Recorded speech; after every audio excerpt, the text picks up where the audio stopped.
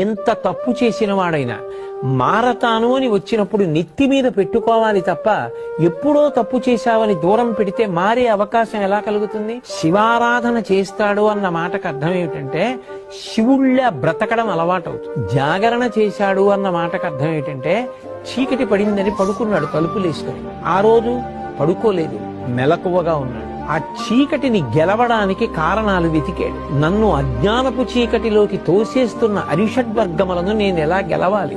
బాగా భగవంతుని యందు మనసు పెట్టాడు, ధ్యానం చేశాడు, మంచి గ్రంథపఠనం చేశాడు, శివారాధన చేశాడు, అర్ధరాత్రి కూడా అభిషేకం చేశాడు, పెద్దల మాటలు విన్నాడు, కీర్తనలు విన్నాడు, ఆలోచించాడు, పూజ చేశాడు. మనసుని మార్చి మార్చి ఇంద్రియములతో కలిపి భగవంతుని యొక్క పాదముల దగ్గర పెట్టగా అరిషడ్వర్గములను గెలవడానికి కావలసినటువంటి మార్గములు ఇక్కడే ప్రచోదనం.